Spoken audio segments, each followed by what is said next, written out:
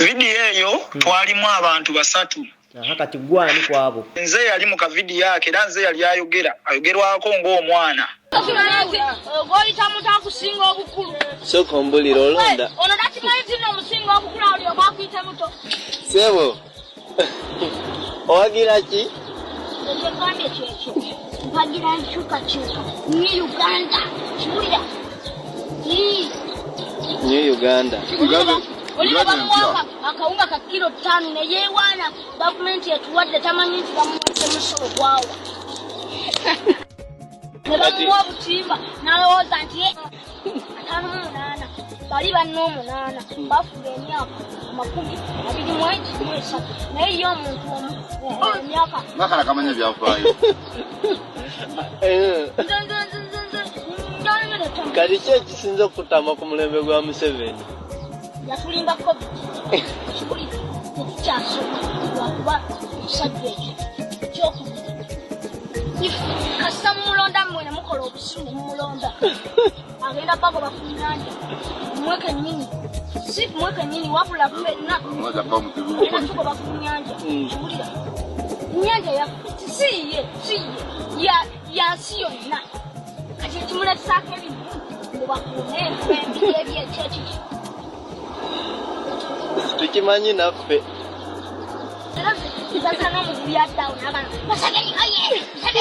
Bagambe baabo. Bagambe.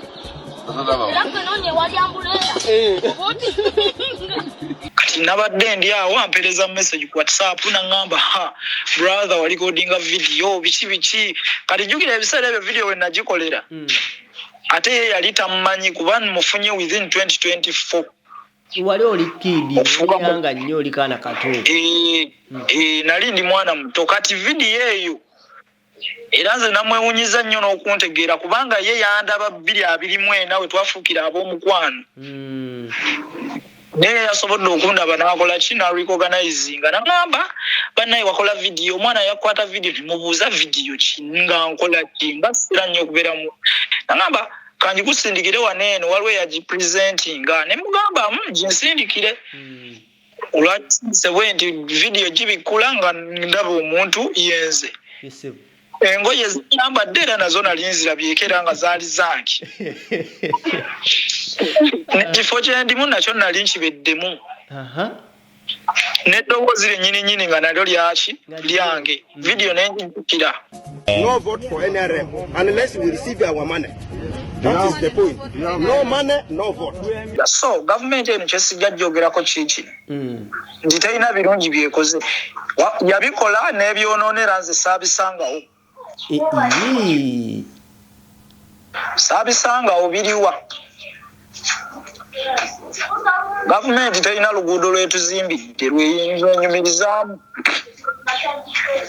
Wakitegeera tetulina luguudo lwetunyumizaamu government yaluzimba. Entebbe Express eyo Bachina be bagisolooza. Kitegeeza y'Abachina be bagizimba. Ebintu bino byoyogera ani abikusomesa? Olina emyaka emeka ekituufu? Emyaka gye nkugambye gyegyo ssebo. Abo abaana message mbawa. Kuba bo bayinza obutasobola kusituka kwogera nga nze bwenjogera.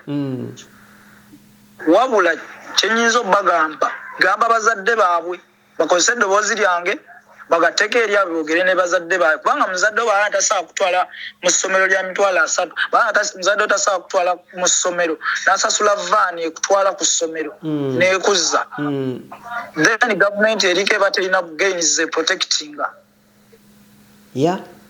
Wakitegeera kati kitegeeza we are supposed to believe in change. Manyi Bayibuli erina weetugambira nti bamukisa bakiza nga tebalabyeko.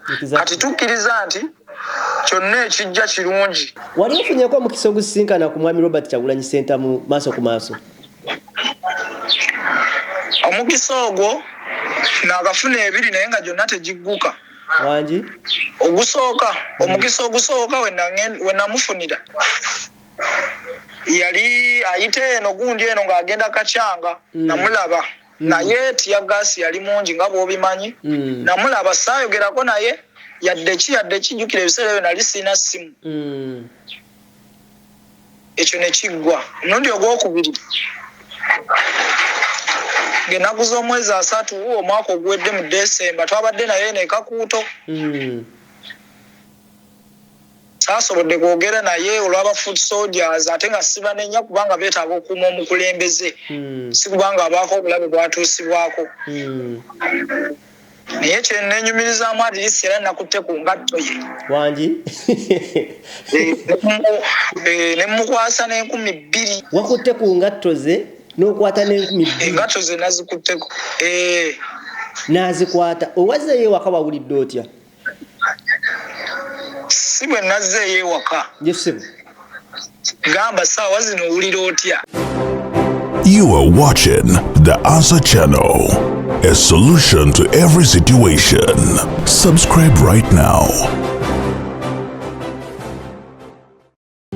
Oli muna Uganda wangalira mu diaspora, America, Canada, Australia, UK oba Germany ng'okola emirimu 2-3 wabula nga tofuna kadde kawummula oba kwebaka naye nga tokyasobeddwa lwaki ssente z'olina ku akawunti yo tezeeyongerako toli wekka bangi kuffe twaveeka n'ebirooto eby'amaanyi wabula oluvannyuma ne twesanga nga tukolerera kusasula bills zokka tusuba okubeerako ne famire zaffe era nga tuwulira tetulina kye tuyinza kukola kukyusa mbeera eno wabula singa nkugamba nti waliwo enkola esinga eya franchise digital business ebaddewo okumala emyaka 5 mugumu mu nsi yonna esobola okuyamba okukolera ewantu wonna kasita obeera ne laptop oba essimu ssaako ne wifi nga okola n'omulimu gwo ate ekirungi nga teweetaaga bukugu bwonna bwa tekinologiya ng'ezimbiddwa okuyamba abajja ku kyeyonga ffe okwekolera ensimbi esasula obudde bwo wamu n'ebyo by'osobwa tukutendeka ne tukuwabula ne ku buli mutendera ng'oyambibwako abantu ab'enjawulo abategeera gy'ova tetusuubiza mpewo wabula yeno sisitimu gy'osobola okutandika okuyiga leero bw'oba okoye okukola essaawa ennyingi nga teri kuwummula nga te tulina kyolaga kizivaamu nyiga mu linki eyo wansi okumanya ebisingawo okuba ku simu ya Gerard Seguya oba gwe mumanyi nga Kakalamu The Answer ku +1647 821 8189 oba kyalina omutimbagano www.g-viepena.com. kale tukwanirizaako nnyo ku The Answer Channel yonna gy'osinzira okuba ate ng'otulaba omukutu guno nakugamba ogenda ku mukutu gwo gwa YouTube n'oteekamu ekigambo DA n'olekawo space n'oteekawo answer n'olekawo space n'oteekawo channel definitely ojja kuba ate ng'osobola bulungi okuba ate ng'otulaba era n'okuba ate ng'otufuna mpolampola tusinziira wano eno mu kitundu bakiyita Canada we tusinziira okuba ate nga tukuweereza nembebaza okuba ate nga muyise mu mwaka 2025 naddala abagoberezi baffe betutambudde nabo a journey of almost 6 years nga tutambula ffenna mu ngeri mobe endala. Thank you very much. Bembulamuko mbanga sikyalaba nga sikyalabika naye ne tusigala nga tukipinga in touch. Wenteekayo nolaba notification nogya nolaba. I think this year we're gonna hit 100,000 subscribers. So kwatenga tukijayo mpolampola mumanyi gaffe agatali nnyo ga pressure nga wetwalinga luli wetwatandikira ne tutambula mpolampola every single day olabanga there is a big change tetugezaako kubatinga tufuna mpolampola no matter nowakubadde nti ekigendererwa kyagera kikyukamu ku mpolampola this time round. Netugezaako kubatinga tukwata ku personal growth netugezaako kubatinga tukwata ku learning and adopting other people's culture, inspiration stories, life lessons, literally bimu ku bintu byetugezaako kubaate nga tukwata into this business of YouTube right now, and I'm so proud ngenge tugezaako kukwata tukikwasaganya mpolampola. Nze Kakalamu The Answer. Ladies and gentlemen, nali ninako interview oba ninaka video ke nakola way back. I think it's now 1 month or 2 months if I'm not mistaken. Ka video kano nakagwako ngawo ogwa ku video wenjawulo nekasanga ku mukutu nengezaako kubatinga kasharinga ku mukutu guno gwennyini ogwa YouTube eja TikTok, Facebook, wherever wenasobola okubatenga postinga nga mulimu omwana nze gwe nateebereza nti oba oli awo yali ali mu myaka nga 10, 11, 8, 9 awo, but the way yali asengekamu ebigambo I liked it. Nayagala nnyo engeri gye yali ayogeramu nga neebuuza Kakalamu ow'emyaka egyo kiki yali ayogera. Era nebaza omujiji omupya oba omujiji gwe kaseera kanena abantu basobola okubatenga boogera ebintu oba oli awo nze nange nja kwogera nga nze bye sayogeranga in my years mu biseera ebyo mu my 11 years, my 10 years, my 8 years, my 15 years saalina buvumu busobola kubyogera, but I'm so surprised nti this generation esobola okwogera ekintu n'okitunuulira n'ogamba wow, oh my god, ensi ekyuse mu ngeri emoba endala. nga sina bagenda wala tugenda soka tuzeyo kakatamye mabega nkubireko ko ka video kaneno kachike nako ka video chike twali twogerako era kachike njogerako ne kali kakwata kuki genda ba watabeerawo abivuga kubibatuusizaako nga ndabi making sense njafuna yo obudde ntule wano solo kubatenga nange kibayita okuvuga video ntibavugira mvuge video so kubatenge batuukako leero ndi so interested ne videos biri video ya mwana mbadde ngezaako okwogera ne guy yapostinze video eyo nga ngezaako mugamba nti toteka nnyo stika nyingi nnyo mu video abantu basobola kulaba muntu ani ayogera omwana ali wansi w'emyaka ndoze ekirenda nyali myaka nga 10 for God's sake alabika okuba ali myaka nga 10 naye njagala nkuwe video y'omwana ono ebigambo byabadde ayogera nkukubire ne video endala eby'omusajja aba NRM kye baliko kubana ono omwana kyali mu kwogera ali mu myaka 10 ekinene nnyo n'omusajja omukulu ali over myaka 4 ku 5 byayogera njagala tutandike n'ono omwana ono ka video kano nakasanzeeyo ku TikTok ningamba nedda kankavuge nange kangambe kye bayita vuga video eyo okategedde ya so wetugenda otambula awo leero njagala owulirize bulungi nnyo goyita muntu akusinga obukulu soko mbulira olonda ono dakimanyi nno omusinga obukulu ali obakuyita muto sebo owagira ki ekyekambye kyekyo mpagira nkyukakyuka ni Uganda kiwulira New Uganda olina bamuwaka akawunga ka kilo 5 neyewaana gavumenti etuwadde tamanyi nti bamuwadde musolo gwawa ne bamuwa obutimba n'alowooza nti 58 bali banna 8 bafuga emyaka 23 naye ye omuntu emyaka nakala kamanya byafaayo kati ki ekisinza okutama ku mulembe gwa Museveni yatulimba covid kibuli tekikyasoka lwakuba omusajja ekyo kyokubiri kasa mumulonda mmwe ne mukola obusuulu mumulonda agenda bagoba ku nnyanja mweke nnyini si mweke nnyini wabula ffenna era tugoba ku nnyanja kiwulira nnyanja yaffe siye yansi yonna kati ekimulekisaako ebintu mubakuume ebyekyekiki tukimanyi naffe talina magezi era zasana omugubi addawo nagana Museveni oye bagambe baabo bagambe era fenonye wali ambuleera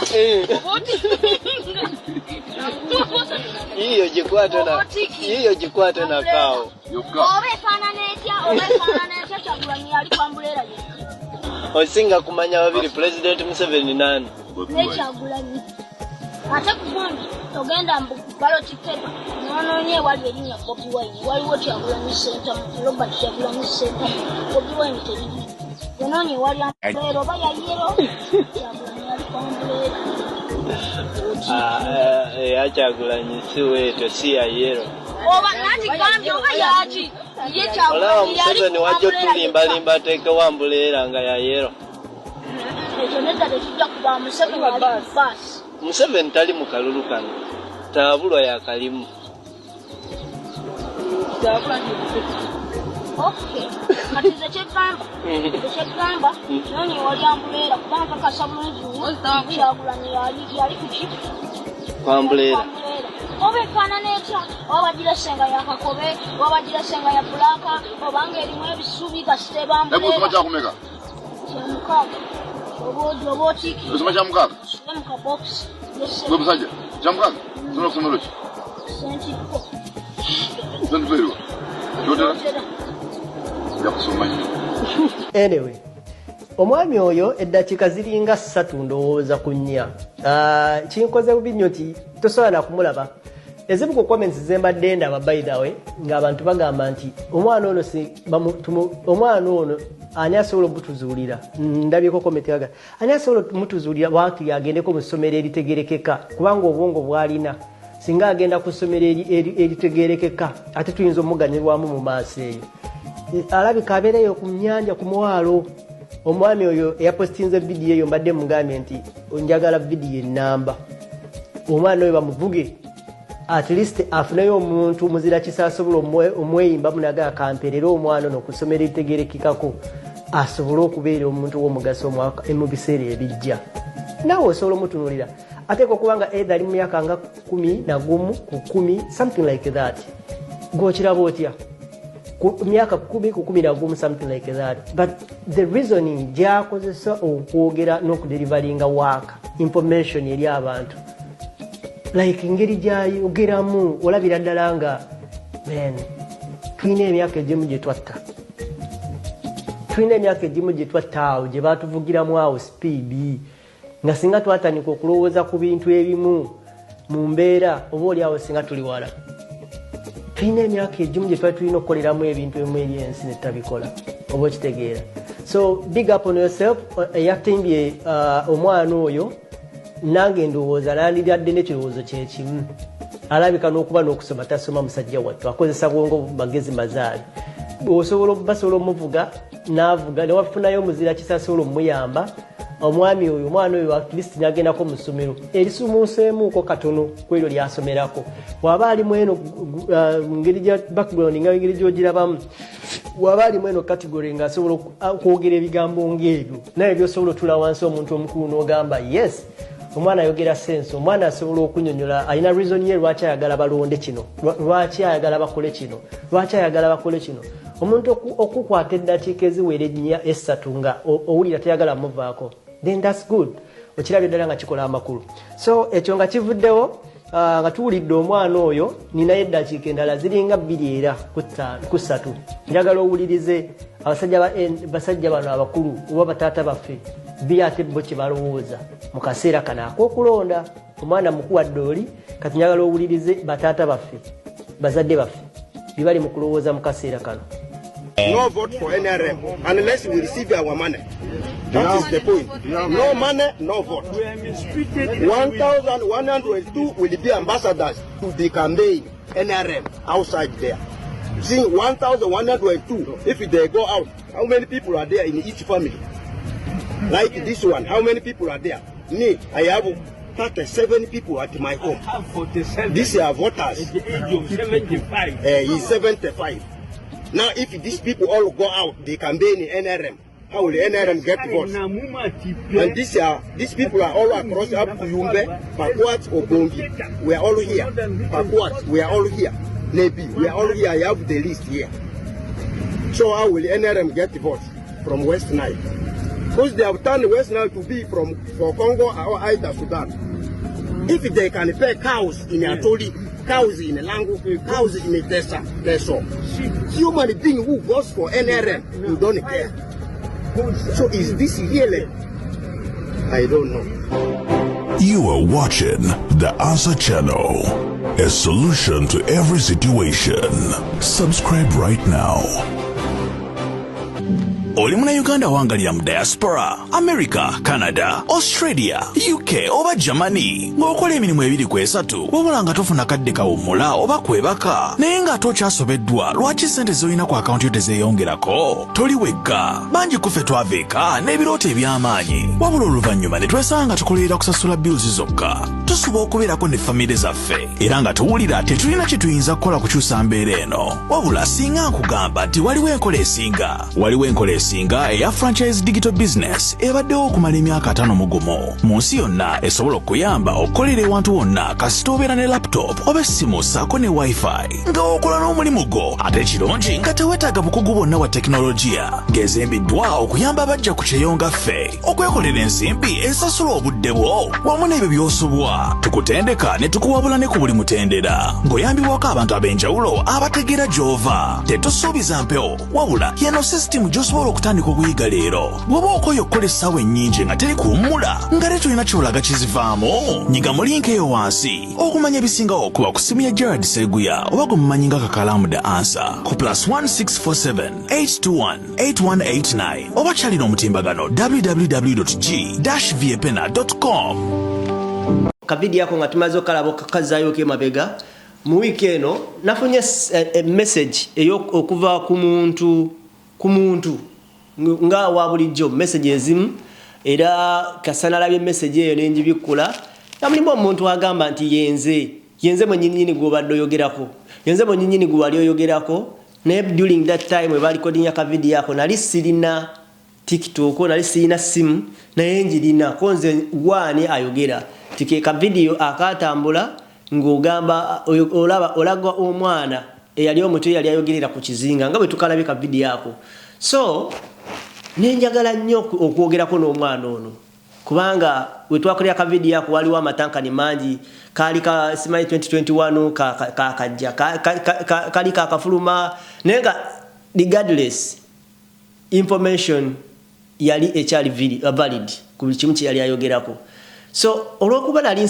inspired ku mwana oyo yali ayogera by then weyaza mu inbox yange nayagadde okwagala okutulako naye ntegeere mwana kyono gwendi naye era ebigambo bino atandika ddi okubiwa amatu kiki kyayagala okubeera mu nsi kiki tusobola omuyigirako naffe abali mu myaka egikunuukiridde eno mu maaso oba oliawo bitulowooza nti waba atudde wansi n'ayogera waliwo kyosobola okukwate ng'opiikinga mulina ku simu kuno njagala asooka tubuuzeeko tetugenda kumulaga kifaananyi kye right now but I think nina ekifaananyi kye nga nze omuntu ne mutunulako nagezako okukwate nga nzigirayo ekifaananyi ekyenjawulo so nkubuuzizaako nnyo muganda wange nsaba otubuuzeeko ensi kuwulira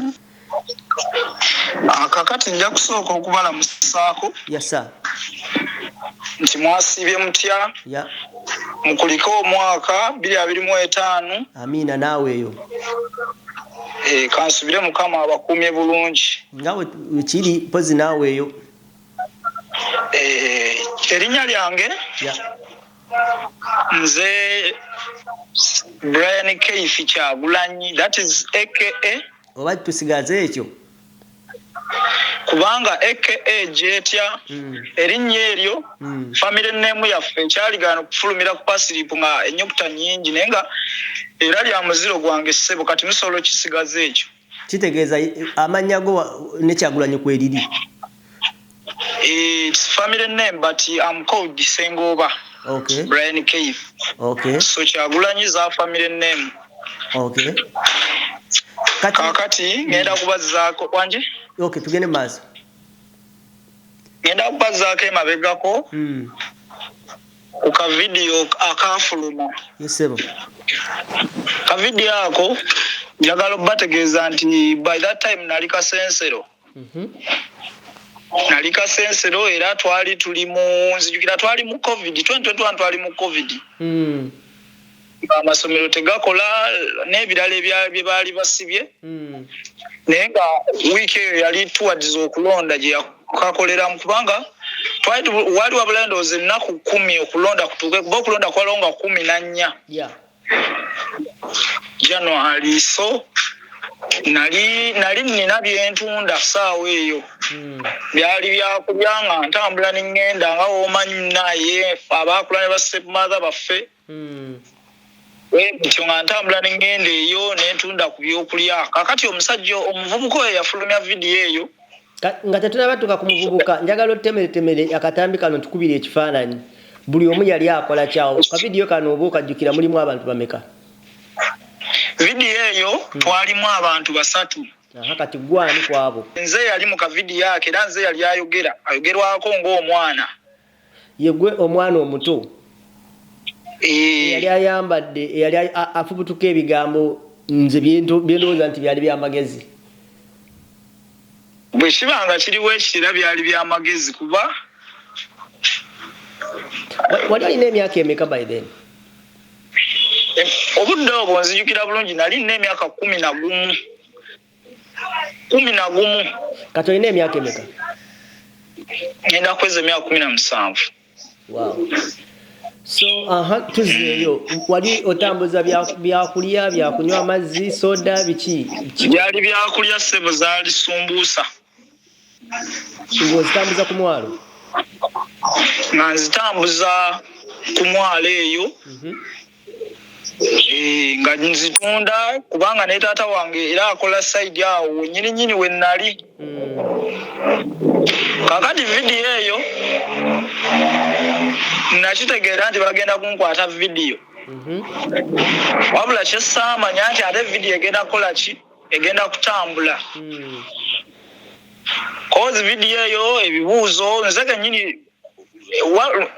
ebigambo byenasooka okwogera mu video eyo tebyalimu kubanga ndowooza serializing oluvannyuma nti yali badde yakutte dda video ndowooza n'atandika okukwata video n'agikwata nenjogera gwa president ba Uganda abazze babeerawo n'emyaka gye bamaze nenjogera ne ku kona aliwo ng'obamanyi nenjogera ne nga mbamanyi nga wabasomako yesebo kikuli mu musa nabasomako nali nabasomako sebo nga wabeeyigirizanga gwe oba basoma mu ssomero nali nabasomako just because nze kale subject zange bwe nabeeranga mu primary subject ze nali nsinga okukola nali nkola nnyo oluzungu ne SST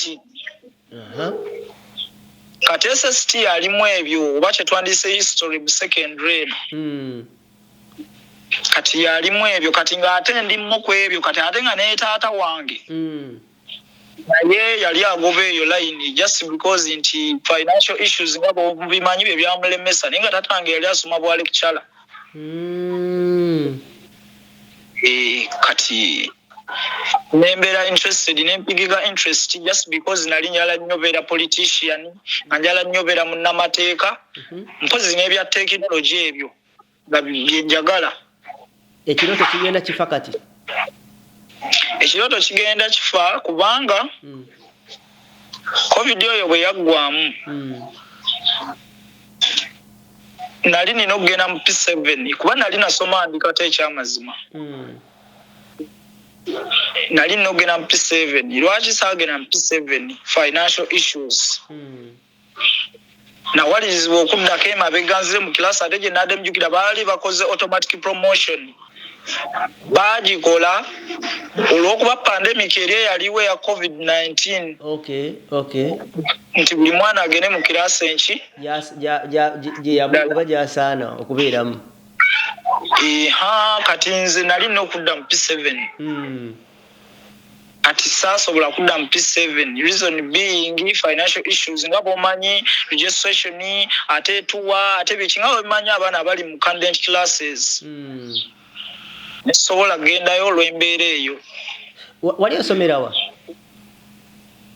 nali nsomera essomero lye nali navaamu before covid nali nava ku St Joseph Sanje Primary School lisangibwawa liri eno ekakuuto mu Kyotera ewa Honorable Geoffrey Lutaaya ebifaananyi ebimu wamma nakulabyeko ng'oli ne Honorable Geoffrey Lutaaya kyekyo oli mu kukuba campaign nze nganza nti ekinkubisa campaign ebibuuzo nfuna bingi nnyo nga biriwa ebibuuzo nfuna ebibuuzo ebigamba nti tolonda lwaki oyingirira ebyobufuzi oyina voter slip location oba akakonge nti nedda ne mbagamba naye eggwanga lyange kyekyo kyensobola oddigattako oluvannyuma lw'oggwanga sikola ki sironda kati nsobola okugatta ku ggwanga lyange mu ngeri bweti nze bwe ŋŋenda n'ensanga abantu tugeze kati nga ku church kuba ku church misa y'olusooka naliyokko ne wabula misa bwe yaggwa nga tujja mukuba tutambula ekiro nagenda mbagamba nti bannange ndina kusoma mwezi 15 His Excellency Robert Kyagulanyi Ssentamu mumulabiranga ddala gwe nyinyi gwali mu kweyingiza mu byobufuzi ku myaka egyo tewali ankaka nkikola ku lwa ggwanga lyange nkikola ku lwa biki bye neetaaga kubanga demand eriwo nnene nnyo nzizaayo mu katambi nga kafulumye kyekyaddira ku bulamu bwo akatambi ako bwe kafuluma kamaze ennaku 3 kati kafulumye nafuna obubaka baŋŋamba mwana gwe oyogera ebigambo ebingi oyogera ku byobufuzi biki oli mwana muto biki kale bwebito ng'abantu batandise okukalaba mu eyo area gye nalimu ate era nga kituufu oli mwana muto nga kituufu kati n'enfuluma eyo gundi olw'ensonga ezisebereka kasensero n'engivaamu wadduka mu kitundu sadduka just navaamu lwakuba nti kale kyali kyetaagisa okuvaamu sadduka buddusi nti lwakuba abantu baŋŋambye nadduka ne mbaako ne gyendaga essanje essanje eyo ŋŋendayo kubanga era gye nali nakulira ndyoke ŋŋendewa ye Kasensero kuba Kasensero eyo nali nagendayo nga covid atandise kati nkomawo essanje gye nali nakola ki gye nali nakulira kati era abantu abamanyi nga baŋŋamba banaye video wagifulumya bannanga ani yakwata video n'agitambuza bwatyo webiti ebintu things of that kind naye tewali kyakutuukako kiri physical mu kaseera ako konna konna abantu bayogeranga bwogezi naye tewali kyakutuukako ng'omuntu tewali kyantuukako okay that's good katonda wabula kyenasooka okufuna nasooka kufunamu kutya nga mpulira abamu baŋŋamba gavumenti ekunoonya biki nenfusooka nenfunamu okutya bwentyo nendowooza oba neekweke naye kati neŋŋamba era nze ndi mwana wa munaku neekweke wanfuluma eggwanga neŋŋamba whatever is likely to happen let it happen mukama abasazeewo emyaka 5 gyekulungudde ku 6 akatambi kankomerawo wano nze nkalaba nziramu nkasaasaanya kaddamu kati okukako ne bagamba nti ate kaakano katuuse nate era wawulira otya kakati akatambi ako bwe wayitawo ebbanga abantu baatandika ndowooza oba okubyerabira bwe bityo kuba nejjo nabaddeko ye Kasensero oluvannyuma lw'emyaka egyo gyonna nabaddeko Kasensero eyo nenoonya omuvubuka eyakwata akatambi ako bambi nga yakola ki nga yavaayo oluvannyuma lw'ennyanja okwonooneka nga bw'obimanyi ennyanja weyonooneka abantu bavaayo kuba nakuliyo kikomplainingako nnyo ab'oku nnyanja anti kati olaba ennyanja eyo eyonooneka ekigyonoona ki abantu ebiseera ebisinga bye baleetako nnyo kale ab'amagye bakuba abantu baleetako ab'amagye ne bakuba abantu ne babatulugunya ne bajjako amaato bajjako yingini abamu babaleka eyo mu mazzi bwe bityo ekyo wawulira kiwulire tokirinako obukakafu n'obukakafu era mbuyina kuba nali ndabyeko n'obutimba obwokyebwa n'eryato eryasibwa nekirabako n'amaaso gange ngira nendabako n'owamagye ng'akuba abantu wabula sometimes back nabadde ndi ku NTV nendaba nga ate aduumira oba aduumira amagye gaki omukazi ng'alagira abasirikale abali ku nnyanja bakole ki baveeko just because of akalulu bamukyusizza kabakyusizza ndowooza baveeko bagire nga bavuddeko bwe bamala okulonda bakomewo omukyala bamukyusizza ye omukyala bamukyusizza ekyo mbadde sinaba kitegeera naye nga mbw abantu baveeyo gwe bajjako obutimba gwe bajjako yingini bagimuddize balonde muzeeyi nga bwe bagamba kakati back to the business akatambi ako bwe keeyongerayo mu maaso weebityo kati nabadde ndi awo eggulo sorry olunaku lwe nakutextinga nali nakafunye the previous day waliwo omukwano gwange abeera eyo ku mwalo eddimu yadde abeera eyo ku mwalo eddimu kati yavaayo n'agenda e Kampala eyo kati nabadde ndi awo ampereza message ku WhatsApp naŋŋamba brother walikodinga video biki kati jjukira ebiseera ebyo video we nagikolera ate ye yali tamumanyi kuba mufunye within 2024 wali oli kidi yanga nnyo oli kaana kato nali ndi mwana muto kati video eyo era nze namwewunyiza nnyo n'okuntegeera kubanga ye yandaba 224 nawe twafuukira ab'omukwano naye yasobodde okundaba n'akola ki n'arecognizinga naŋŋamba bannaye wakola video omwana yakwata video mubuuza video ki nga nkola ki nga sira nnyo okubeeramu naŋŋamba kanji kusindikire waneeno waliwo yagipresentinga ne mugamba ginsindikire olwatise bwe nti video gibikula nga ndaba omuntu yenze engoye ziyambadde era nazo nali nzirabyeko era nga zaali zange ekifo kye ndimu nakyo nali nkibeddemu n'eddoboozi lyennyini nga nalyo lyange video nenjijukira kati n'agenda mu maaso n'aŋŋamba genda onoonya akawunti y'oyo omusajja tomanya genda mbukuba yasomako comment section n'abaako nebyalabamu kale nga biyinza okubeera eby'omugaso gye nti naŋŋamba genda ku TikTok omunoonye nenkusakinga ku TikTok nenoonya vidiyo eyo nenjifuna nenjikomentingako nengenda wano ku bayo ndaba baaliwo ennamba yo nasanzewo linki wabula bwe nadde nsitolinga mu vidiyo ezo ne wabaawo ate ekindaga nti oba ali okola ku Simba FM kati nenfuna enamba ya Simba FM nenkubayo essimu bwe nkubayo essimu ne bankwata nembabuuza omwami gwe bayita Kakalamu the answer akola wano ne baŋŋamba yali akolawo naye essaawa zino ali abroad nembagamba okay nembabuuza kati nyinza mufuna ntya ne baŋŋamba tetukyalina namba yakyusa biki genda ku social media platforms ze nembagamba kaale nengenda ku Instagram nenkunoonya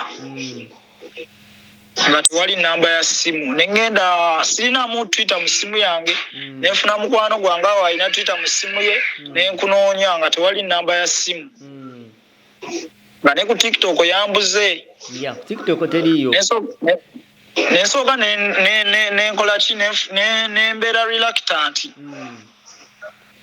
kati ku makya ssaawa zadde nga emu kitundu n'akazuukuka alamu y'okunzukusa evuga omutima ne guŋŋamba lwaki sigendako ku Facebook nengenda ku Facebook nenkunoonya nenkufuna wadde wakavaako 7 hours ng'olina ne gundi gy'opositinze video kati nengenda okubayo profile biki nendaba open WhatsApp nenfuna ennamba ya bwentyo kwe kutextinga munange wenalaba ka video ko by the way first of all nali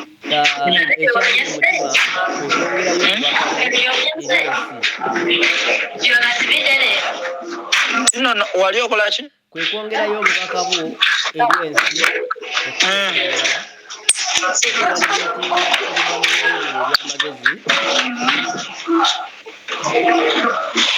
yogera obuukabuuka nti woli wawugana nti kwe kuvalidatinga ebigambo wayogera ebyamagezi essebo okwebaza okwogera ebigambo nga ffe abamu betukayigira mu myaka gyaffe egyo essebo engeri y'okulabamu ensi abamu tetukyalaba mu kaseera abamu bayinza okuba abamu baabirabanga naye nze nga nze nja kwejja ku myaka gyo nali sisobola kwogera bigambo ebyo essebo naye nkwebaza nti wasobola okulaba era n'obaako n'obubaka bw'oyogera ne butatuuka butuusi just ku bantu mu basatu be wali oyogereramu ne bubona ensi yonna era ne busigalayo mu record ebbanga lyonna kyo kubeera nga tuba tukupushinze era bamu ku bantu abaali balaba vidiyo eyo baŋŋamba nga ekigambo kimu tumwongereyo asobole okusoma ne bagamba nti osomero oli kukola mulungi so kinneewuunyisizza tokuddamu okunoonya after 7 years 10 years 5 years nga tokyasoma nga wabivaako nga nokola ki nti n'ebyokusoma nga wabiviirako ddala after 5 years or 6 years akiri bwe kiti ssebo ensonga eyo ey'okusoma eri bweti ebyokusoma bye saabivaako wabula bwe namala P7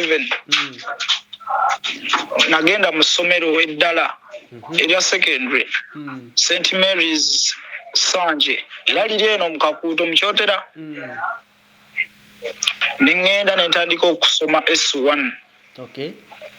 Wabula tamusiri awe betandika. Ningena nesoma week 3. Nendwala. Uladde nga bw'amaanyi nendwala nenswagolinga kama nanyamba nempona. Nenzirayo ku ssomero nga batmanja fees.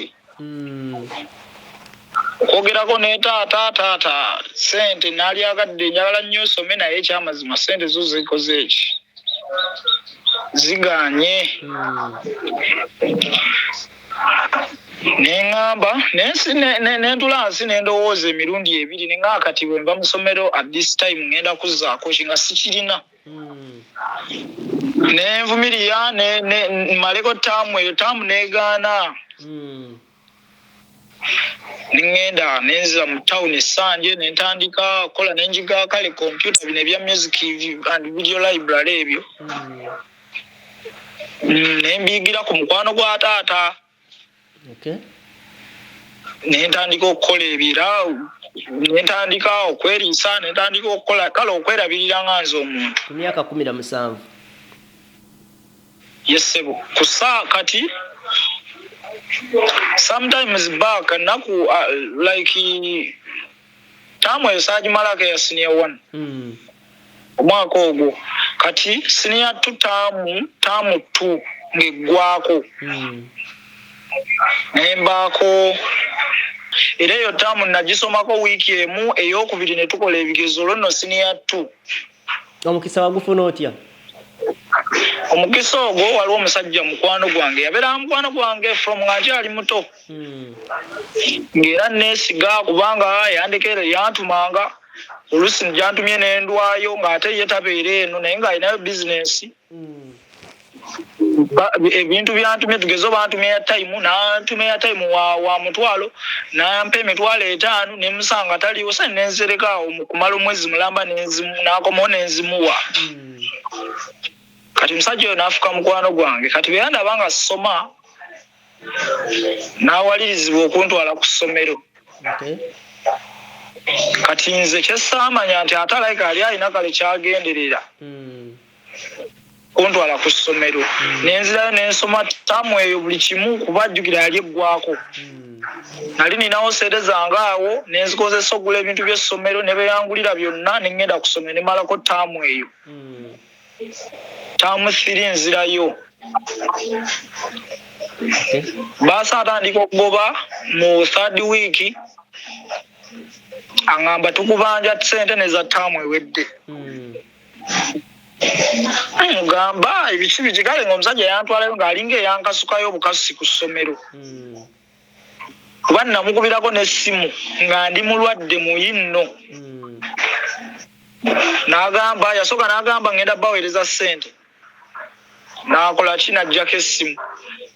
Ne baddawo mukubira n'agamba kajje. Ne olunaku olwo lwonna lulamba nga ntaawa ku ssomero. Mpaka Mukama Katonda bwe yantekako omukisa waliwo tiki yali afuuse mukwano gwange by that time nantwala mu ddwaliro nzijanjaba ku ssente ezize nempona.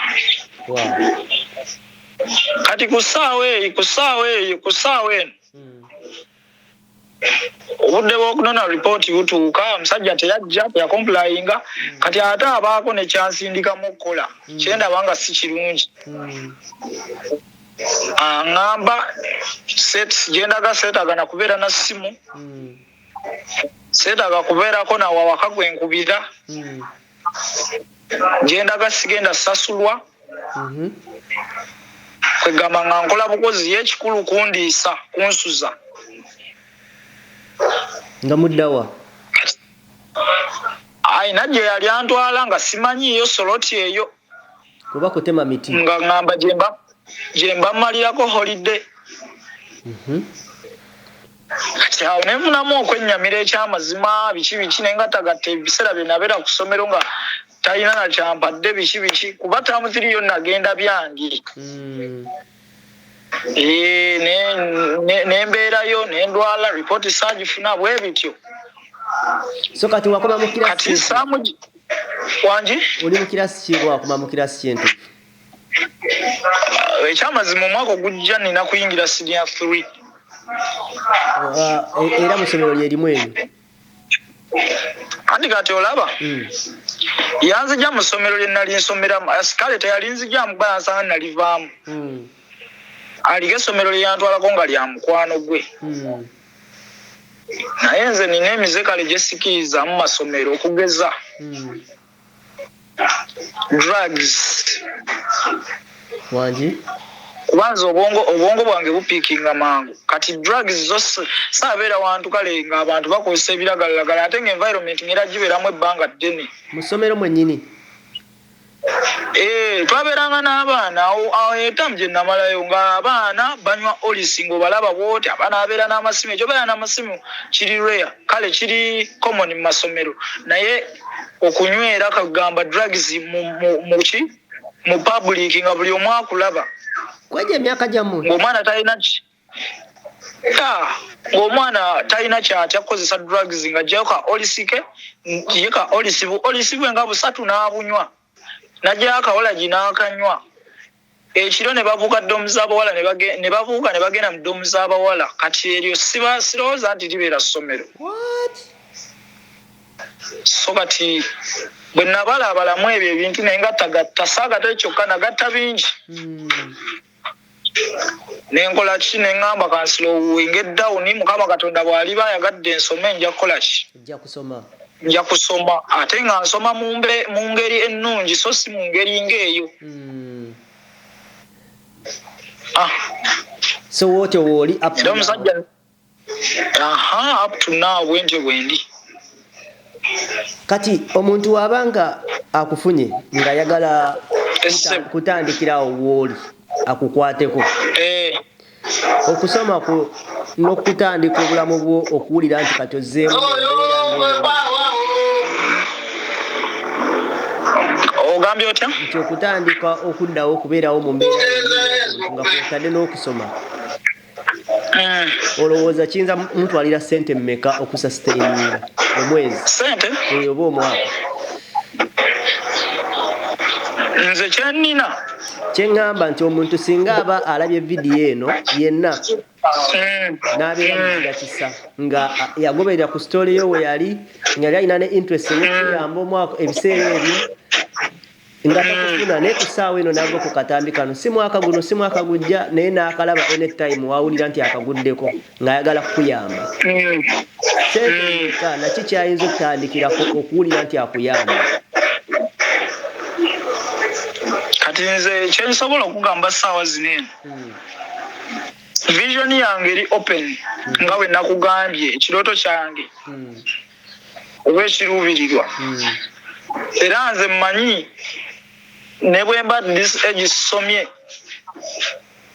nina example zensobola okuwa ku bantu ab'amaanyi ogeza honorable Kayafa tutwale ewaffe yaddayo buzi n'asoma ya graduates omwaka guno yasoma mukulu alina sente ali successful n'alaba nga yeetaaga okukiikirira ate constituency gye yazaalibwamu n'addayo n'asoma kati sirina budde wenyinza kugamba nti at this time seetaaga nti oba saa zino njagala nnyo oba sikati seetaaga kyennyinyiza okugambako eyo embeera eri abantu abakuwulira n'abakugoberera n'abakulaba ssaawa zino naddala abaana abali mu myaka gyo mwetegekera akalulu mu kaseera kano tolonda wandibadde obagamba oba oli awo ssaawa zino kyennyinza obbagamba nti ffe kati sigenda kwogera n'abaana b'abagagga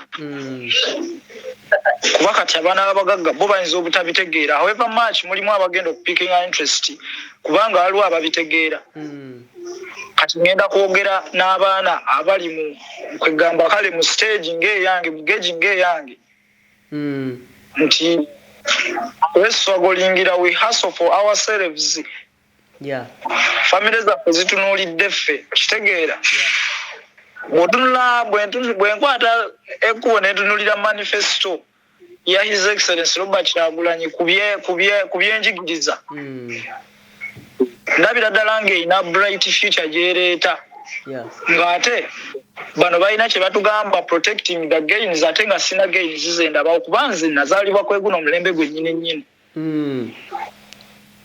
bwengezaako okwogerako n'abantu abali abroad baŋŋamba amasomero ga gavumenti ge gasinga okubeera amalungi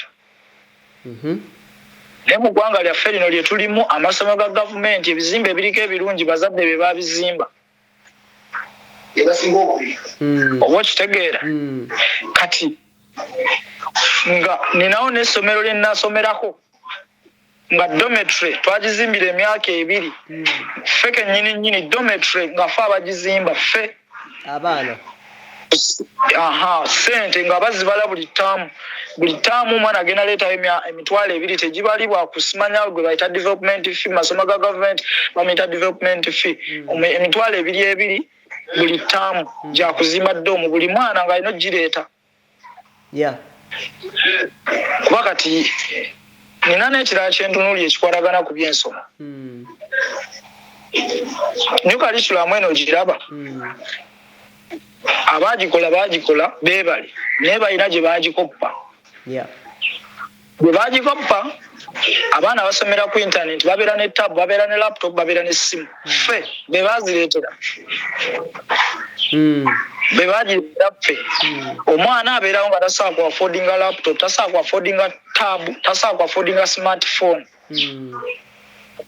okitegeera kati ate nage kyeŋŋamba nti abazadde abo abaana message mbawa kuba bo bayinza obutasobola kusituka kwogera nga nze bwenjogera wabula kyenyinza obbagamba gamba bazadde baabwe bakozese eddoboozi lyange bagatteko eri abo boogere ne bazadde baabwe kubanga muzadde obaana tasobola kutwala mu ssomero lya mitwalo 3 baana muzadde tasobola kutwala mu ssomero n'asasula vaani ekutwala ku ssomero n'ekuzza then gavumenti eriko eba terina gains protectinga wakitegeera kati kitegeeza we are supposed to believe in change manyi bayibuli erina weetugambira nti bamukisa bakiza nga tebalabyeko kati tukkiriza nti kyonna ekijja kirungi era bwe kinaaba ekibi era kanaggweramu eyo naye nga tufunye ki kati message embaako kwogera n'abazadde baabwe kuba bo bayinza obutasobola kukola nga nze bwensobodde kukola kuyimusa ddoboozi wabula boogere ne bazadde baabwe muzaddewo ddala babanga ewaka omuti gw'amasannyalaze guli mu lujja naye nga temusobola kusika amasannyalaze kuteekako ttaala kusasula mwezi 15 which gains is this government protecting? Where are the gains that the government is protecting? Wow. Tewali gains protecting. Mukasera kali eri bali protecting the future. Era wakuba nyingombo ya protecting the future. I mean securing the future. Ate mukasera kano protecting the gain era nayo giri bubi. Tobeko wa mutima mubi gutagaliza nsiyo. Securing the future kati nze ntunulira nina gundi nze ntunulira omanyi nze kyemujja okunsonyiwa kiri kimu ntunulira nnyo ebitwetoolodde oba ebiri ebweru kale bwe ntunuliramu nti gavumenti kale ensi ezimu ensi ebeerawo nebeera ne pulezidenti nga agenda kukulembera ebisanja 2 ebisanja ebyo 2 najja n'anoonya akalulu ekisanja ekisooka n'agenda n'akolera abantu. A good example of the late Pombe Magufuli. Najja n'akolera abantu bw'amala obbakolera ekisanja ekiddako ne batuuka okulonda n'atuula wansi mu katebe n'agenda n'ajjayo empapula ze n'abalaga nti kwali ku ballot paper n'addayo mu bibye n'atakubya posta n'atakubalaale kubanga byeyakola byeyogerera byeyakola byeyogerera. So gavumenti eno kyesijja gyogerako kiki nti terina birungi byekoze yabikola n'ebyonoonera nze saabisangawo saabisangawo biriwa Gavumenti terina luguudo lwetuzimbidde lweyinza onyumirizaamu. Wakitegeera tetulina luguudo lwetunyumizaamu ti gavumenti yaluzimba. Entebbe Express eyo Bachina be bagisolooza. Kitegeeza ya Bachina be bagizimba. Ebintu bino byoyogera ani abikusomesa? Olina emyaka emeka ekituufu? Emyaka gye nkugambye gyegyo ssebo. Kati obiwulira obisoma mu mpapula z'amawulire like nsoma nnyo amawulire sigagula buli lunaku wabula nsoma nnyo amawulire ndaba nnyo amawulire mpuliriza nnyo amawulire nnoonyereza nnyo. Kiki oyagala okubeera Katonda asazeewo? Wangi? Kiki oyagala okubeera Katonda akuwa omukisa? Sikuwulidde bulungi. Kiki oyagala okubeera Katonda akuwa omukisa? Kyenjagala okubeera? Yeah. Sinjaga nti njagala beera munnabyabufuzi kubanga era twagala kugobako bufuzi. Njagala kubeera mukulembeze. Wow. Omukulembeze omanyi waliwo omusajja nnyumire nnyo. Yajja ne yeesimbawo kuba president naye yagenda okulaba nga His Excellency Robert Kyagulanyi a better option of being the president of Uganda. N'agenda kuba MP Kyadondo East bamuyita Magezi David William oba otera omulabo yayogera oluzungu werutyo. Omuvubuka oyo muwulira? Oyo Magezi David William. Kati bwe mutunuulira omuvubuka oyo era nze kyemmanyi olunaku lumu naye ajja kubeerako president wa Uganda kubanga bwe mbatunuulira nono waffe Kyagulanyi Ssentamu ndabira ddala nga bafaananyiza okubeera abooluganda. Kakati eyo ye message yange eri abo abaana. Njagala beera mukulembeze, njagala kubeera munnamateeka, njagala kubeera technologist. Byonna bisatu byetaaga. Byetaaga. Ati kati nabalabalamu nga neetaaga kati ngenda ku example eyono gwe bakola by election ono wagundi ani by election mu kifo kya mugenzi Muhammad Segirina mukulu Elias Limbazi na Lukola yoyo yesebo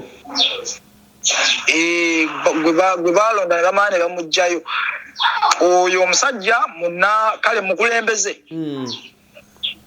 Kati nagenda olange ebyobukulembeze ate byetaagisaamu ki amateeka beera ng'omanya amateeka. Era nze nina akanyomero kendera owuliriza ku CBS nga nemba siwulidde mawulire mba njagala nkawulirize kimenya amateeka okola kino na kino nga Elias Limbazi munnamateeka Elias Limbazi Nalukola wannyonnyola. Yesebo. Kati yeyo gundi gye njagala obeeramu. Technology ekimuntwalamu kiri ekiriwa.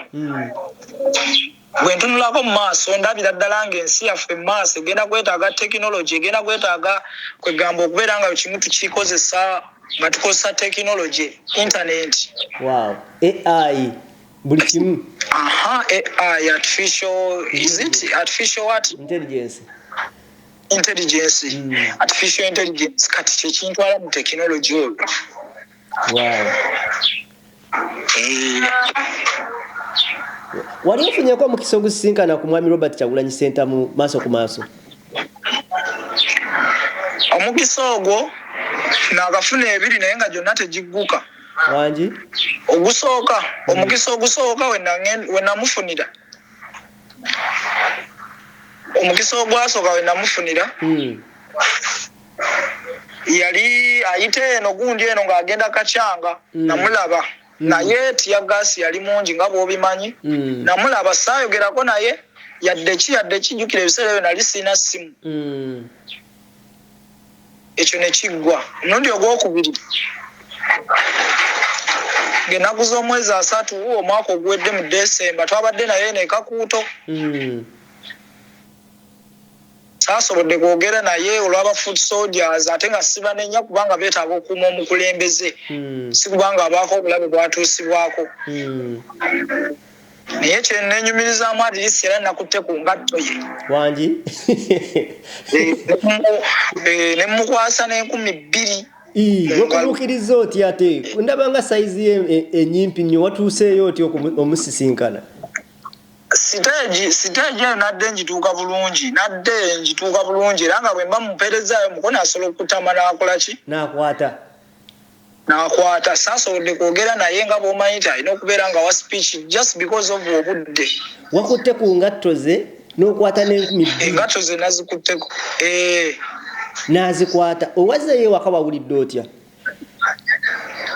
Si bwe nazzeeyo ewaka. Yesebo Gamba saawa zino owulira otya? Okay, saawa zino owulira otya? Gwe kyoba omanya nze n'omwami oyo obanga ugambe nti tuli tuti gw'otakwatangako na mu ngalo naye mu mutima gwo owulira muli muti. Kati kulayo olaba lwe yali ajja e Masaka nali namulaba okuva lwe yatandika nga ndowooza asaba okutusimbula ewuwe. Amasannyalaze tegasiibako, esimu yange yaggwako omuliro 11:00 era lwe nalowooza ku by'emmere. Nti omuntu alina okulya ku mmere. Nti omuntu alina okulya ku mmere nga n'ab'emmere bannyuse bitegeera. Mpulira. Era kuolwo ndabya kikomando ne ngamba kasiteera oluusi osuze oluusi kikomando. I know. Wow. Well, thank you. Webale nnyo okwogerako nange, webale na kuzuukuka. Nkindaze nti the power of social media ekyagenda mu maaso. Bwe boogera nti akagulupu ka Mwami Kyagulanyi konna bagenda kukamalawo. Nga gwe tomusisinkanako kyokka omeruka buli olukya olaga nti olina confidence ku kikyokiririzaamu ku kikyoyagala okubeera. What do you kiki kyowulira muli eri munda? Kiki kyowulira? Nze mpulirira ddala ng'ekyamazima omwami oyo singa abazze n'atukulembera Uganda egenda kubeerako America kubanga waliwo yanyumizaako naŋŋamba simanyi oba ali annimba naye kale yali tica wange wSST yaŋŋamba Dubai Uganda yawolako Dubai sente.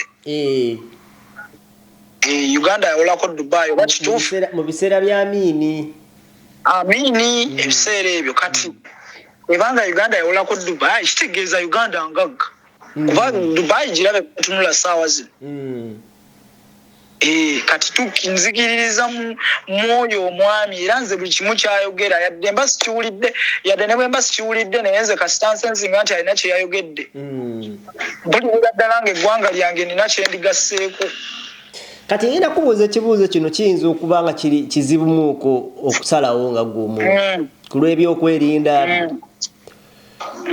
Onzikiriza okukwata ekifaananyi kyo nkiteekeyo abantu bakirabe. Ekyokubiri onzikiriza abantu okubawa ennamba ye y'essimu oba owulira otidde mu mutima. Njagala osalewo nga gwe woowulira si kukaka naye njagala okozesa okutegeera ku ngeri gye nkuwuliramu ng'oyogera. Osalewo nga gwe. What do you think can work? Kati nyinza okugamba ssaawa zino ku ekyo nti confidence gye nnina bw'ogenda ku TikTok account yange ojja kulaba akavidiyo ke nakutte emmotoka z'abasirikale nga wetwaberedde ne Kaguuto nga Mr. President ajja. Ojja kukalaba era ojja labamu n'omusirikale yansonzeemu olugalo. N'akaposinzeeyo ku account yange. Kati confidence gye nnina ekifaananyi kyange ne bw'oba okisindise era mu State House sitidde. Okyali mwana muto sanga okozese batuuke okugamba ye gwe yaleetereza omwana omukola ekintu. It will be my blame. Ogwo gunaaba musango gwange naye nze kyenzikiriza kiri kimu ng'era singa amba ndi wakufa n'akasisi mu nju kannumiramu neefa. Ngenda kuwa example. Omwami Sebufu Edward oyo mulaba ngamba Sebufu Edward Edi Mutwe. Yes sir.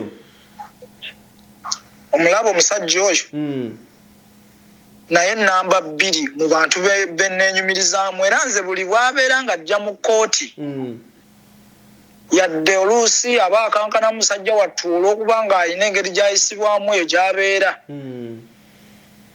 kirina confidence gye kimpe y'amaanyi era nze golaba singa si time eno naali badde nga nsobola n'okugenda ga singa kale si byanfuna byaki ne ku TV nandigenzeeyo nenjogera nga omwami Nalukolo oyo bw'omulaba kuba kati nze account yange tesabanga etambula nnyo.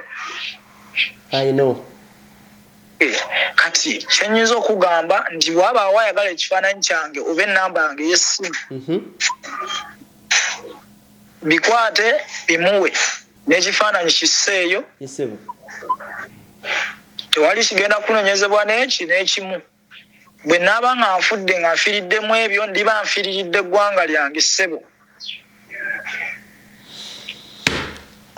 Bajjajjaffe wangi bajjajjaffe bawaayo buli kimu kye baali basobola, bawaayo batabani baabwe, ne bawaayo bawala baabwe, ne bawaayo amataka, ne bawaayo ennyumba, ne bawaayo emmoloka zaabwe, buli kimu okulaba nga bafuna emirembe, bafuna kwegamba bye baali bayaayaanira. Kati lwaki nze nga nze Muhammad Segirinya bw'aba yafa nga ne Alan Sewanyana baali mukomera ne nani nono mukazi ono Rita Nabukenya police patrol gwe yatomera ne Edi Mutwenga ali mukomera ne Waiswa Mufumbiro nga bali mukomera ne Sara Birete nga bali mukomera ne Kizabe Sije nga bali mukomera. Wolowooza nze naabo ow'amaanyi ennyo gwe banaaba kale batuusizza ku ekyo. Nedda sebo.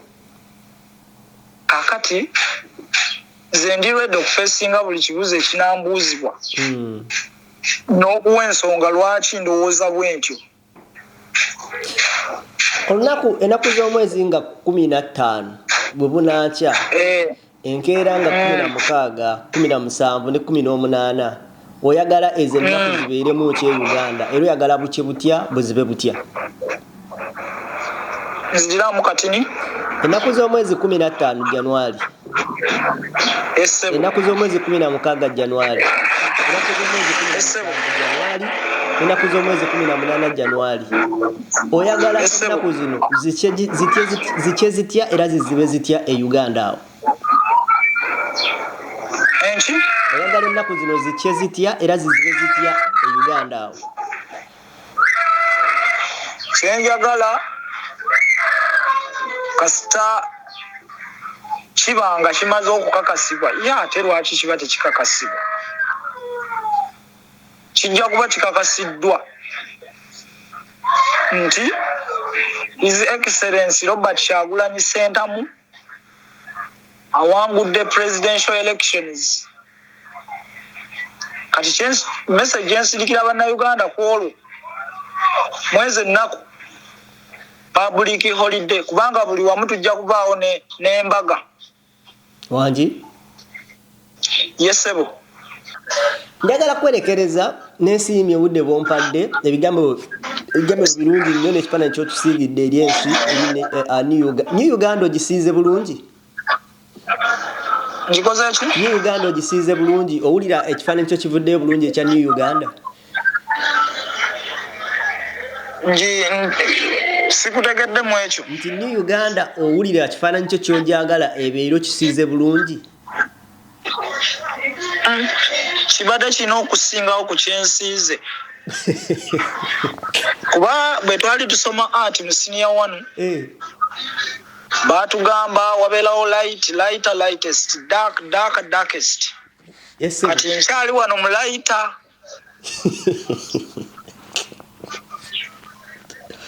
Mpulira. So kati kyenjagala okukakasa bannayuganda okwongeza ku manifesto ya His Excellency Robert Kyagulanyi. New Uganda tetugenda kubeera n'okubonaabona kuba kati yekko okubonaabona nga tukujja luddawo. Kuba kati eno tulina gye bali mu kugoba abantu basimbayo binasi. Okitegeera bagobayo abantu basimbawo binazi siga nti baba bagenda bakompensatinga wabula babagoba basimbewo ebinazi. okitegeera nina ebintu byendaba ne bagobawo abantu imagine nga bannansi naye ne bagenda nti bagenda kuwaawo muyindi bagenda kuwaawo mu China mulembe gwa Amini yagoba abayindi bonna amaduuka teyagatunda n'agagabira bannayuganda. Magufuli yatuulanga wansi nga balina gye bamuyise n'amanya nti eggwanga bw'entambula n'eŋŋenda ligenda kukozesa miliyoni 30. Bw'ensindikayo prime minister eggwanga ligenda kukozesa miliyoni 5 n'asindikayo prime minister okurizaavinga miliyoni 25. Okitegeera nenzira ku by'entambula. Entambula ffenno boolaba tuli ku booda mutukula naye oluguudo teruweesa mukolo kitiibwa era toyinza na kulowooza nti tuli ku nsalo ng'ojjako egyokubeera ku nsalo kasensere efulumya wali ebyennyanja naye oluguudo olwo waliwo ebiseera bwe bituuka nga batambuzaawo lyato ku luguudo era eyo embeera egenze ekendeera mpola olwa Honorable Geoffrey Rutaaya.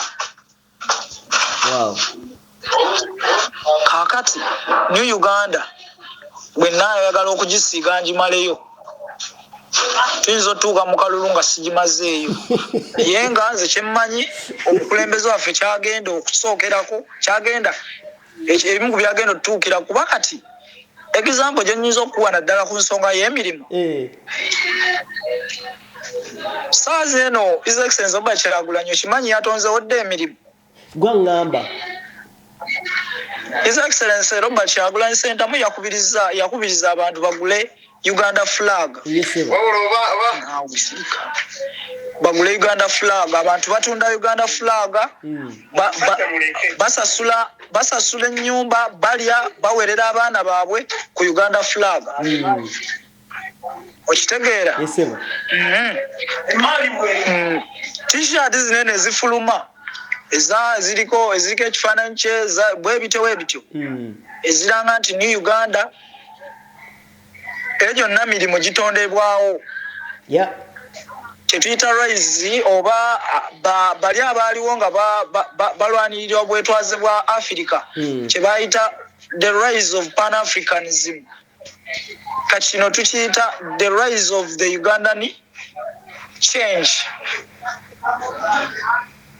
Okitegeera kati ekituufu kyekiri nti koyogedde nti tuyinza okusulawo paka nkya oba paka nga 15 ng'okyatunyonyola kakati nsaba yeddakiika 2 mbeko sole gye nkunyumiza kale nina ssenga wange yafa yasoma n'atula senior 6 n'agenda asoma obusawo bwe yasoma obusawo n'abumala n'agenda okusaba omulimu mu gavumenti ne bamugamba experience ya myaka 5 if not 20 million on a table wangi nakosa n'anoonya miliyoni 3 n'agenda ebweru kuba ekyeyo n'abonaabonerayo abawalabu ne bamubonyaabonyezaayo okukakana ng'akoze eki ng'afudde yafa mu gw'omwenda twamuziika mu gwa 11. Tutuuka wano eno ne batugamba babala kilo omulambo nga tulina okugusasulira ssente netugusasulira ssente ku airport bwe twagusasulira ssente ku airport ne tuba tufuluma bwe tuti ku airport ne batugamba twetaaga ate okumutwalako mu ddwaliro ne tumutwala mu ddwaliro n'amala ennaku 2 ne tuwayo miliyoni namba mu ddwaliro ng'agenda kola paka bwe twamuziika mu ddwaliro postmortem come again mu ddwaliro nga bagenda kola postmortem ekyo kye baali bagamba postmortem ne batuggyako miliyoni namba paka bwe twamuziika kati kiina kyekikugirayo kubanga ffe Uganda si erina abaana bokka abagenda ebweru n'ensi endala zitwalayo abaana mu Afirika naye ensi zibafaako zitya kubanga abafuluma gavumenti emuggyako omusolo ekitongole ekimututte ekijjako omusolo neeri gyali omusaala gwe gavumenti emufunako omusolo naye omusolo ogwo singa aba afunye obuzibu bwonna gavumenti efuuka kyesirikidde munnansi asasula omusolo ogw'emirundi egitamanyiddwa na muwendo kati ebyo kyekitutwala mu protestive vote era n'omuntu atalonda kyenyinza omugamba abeeko nekyakola at least ekiyinza okugatta ku nkyukakyuka kubanga abantu amutwako waffe tuli bakoowu kati kakati ng'okooye mangu ku myaka 17 maliriza ssebo ng'okooye mangu ku myaka 17 nakoowa kubanga gavumenti yerina bye yakola yabikola mu myaka 10 n'ebyonoona mu myaka era nze we nagenda okujja nga tebiriiwo so kati sirina nnyo kyenjenyumirizaamu era sirinaawo nnyo nsonga gyempa nti erina okubeerawo ngenda kwerekereza muganda wange kabadde kaseera kayitirivu nnyo okwogerako naawe mukama akunkuumire ewanabeera wa reaching out to me nja kubeera confidently and sebo neyanza nange yanga muwe namba yesimu akumata kumira mpeera